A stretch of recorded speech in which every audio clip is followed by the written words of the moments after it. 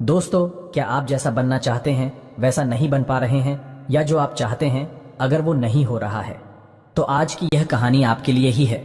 दोस्तों, इस कहानी को ध्यान से अंत तक जरूर सुनना। दोस्तों, अगर आप इस कहानी को अंत तक ध्यान से सुनते हैं तो आपको इस कहानी से कुछ ऐसा सीखने को मिलने वाला है जो आपको आपकी लाइफ में बहुत काम आने वाला है। इसलिए इस कहानी को अंत तक अवश्य सुने। लाइफ चेंजिंग गौतम बुद्धा की कहानी। दोस्तों, आज आपके पास जो कुछ भी है वो इसीलिए नहीं है कि आपकी किस्मत में इतना ही लिखा था या फिर आपकी किस्मत ही खराब है, बल्कि वो इसीलिए है क्योंकि आप इतना ही डिजर्व करते हैं। दोस्तों, यह प्रकृति बड़ी ही न्यायप्रिय है। यह उसे उतना ही देती है जितने का वह हकदार होता है। चाहे वो ज्ञान हो या धन, अभी आपके पास उतना ही है जितने की आप हकदार है। लेकिन अगर आपको इससे भी ज्यादा चाहिए तो आपको उसके काबिल बनना होगा। दोस्तों, ऐसा कौन सा गुण है जो आपको काबिल बनाता है? क्या आप उस गुण के बारे में जानना चाहते हैं?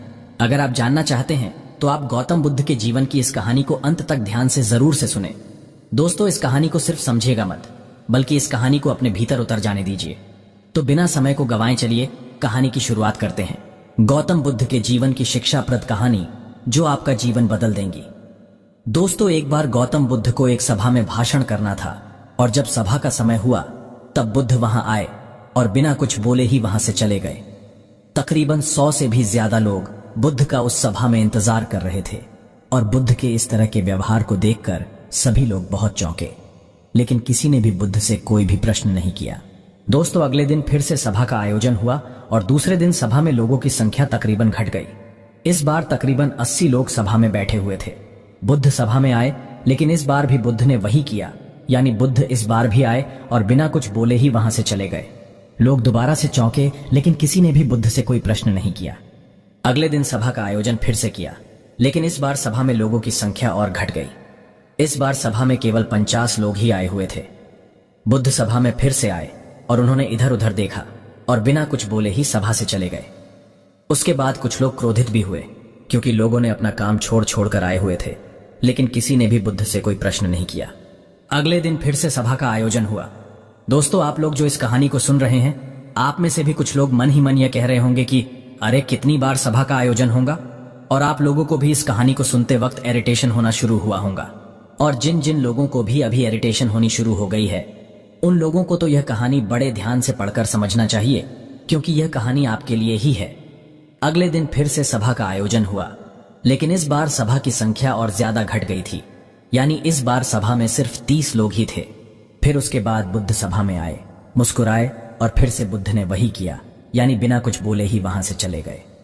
इस बार भी लोग बहुत क्रोधित हुए, और इस बार लोगों ने पीछे से कुछ कहा भी और बड़बड़ाए भी, लेकिन बुद्ध ने उनके किसी भी प्रश्न का उत्तर नहीं दिया।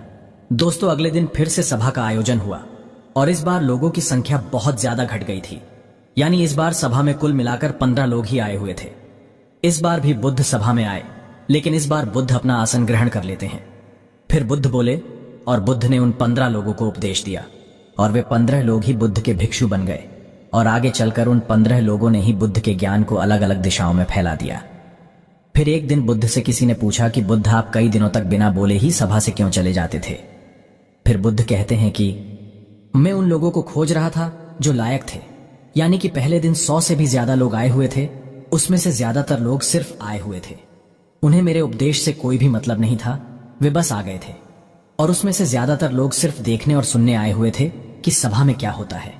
वे मेरे काम के लोग नहीं थे, क्योंकि वे लोग मेरे ज्ञान को औरों तक नहीं पहुंचा सकते थे। मुझे तो उन लोगों की खोज थी जो मेरे ज्ञान को जन जन तक पहुंचा सके।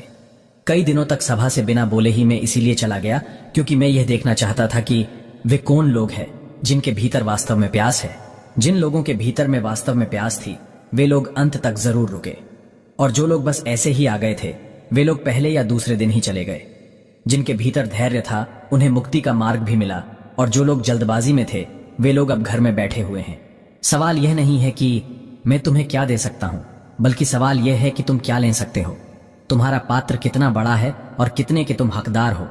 जितने के तुम हकदार हो, उससे ज्यादा तुम्हें नहीं मिलेगा। फिर वह व्यक्ति बुद्ध से पूछता है कि बुद्ध लायक कैसे बने।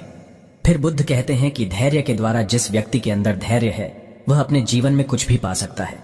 सभा में जितने भी लोग आए हुए थे, और उसमें से अंत तक वही रुके जिनके अंदर धैर्य था।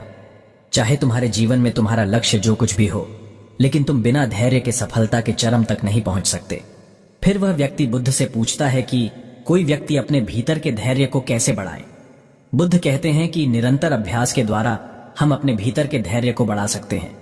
जैसे कोई व्यक्ति जब ध्यान करना शुरू कर देता है तो उसका मन उसके सामने कई सारे अड़चने लाता है, लेकिन उसका धैर्य उसे एक दिन उसके लक्ष्य तक जरूर पहुंचा देता है।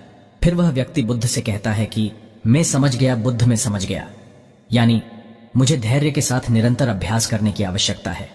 दोस्तों, अब आपको समझ आ गया कि आपके पास वो क्यों नहीं है जो आप पाना चाहते हैं, क्योंकि आप उसके लायक नहीं हैं। आप लायक तभी बनेंगे जब आप अपने भीतर धैर्य को बढ़ाएंगे। और धैर्य कैसे बढ़ेगा? धैर्य बढ़ेगा निरंतर अभ्यास के द्वारा। और अभ्यास कौन करेगा? अभ्यास करेंगे आप, तो फिर करते क्यों नहीं? दोस्तों, खुद से ईमानदारी के साथ एक प्रश्न जरूर पूछिए कि जो आप भविष्य में बनना चाहते हैं उसके लिए क्या आप धैर्य के साथ कर्म कर रहे हैं? दोस्तों, अगर उसका उत्तर नहीं है तो अपनी असफलता के लिए जिम्मेदार आप खुद होंगे। दोस्तों, आज की यह गौतम बुद्ध की शिक्षाप्रद कहानी आपको पसंद आई होंगी तो नीचे कमेंट बॉक्स में यस जरूर लिखें और उसके साथ ही इस कहानी को अपने दोस्तों के साथ शेयर करना ना भूलें।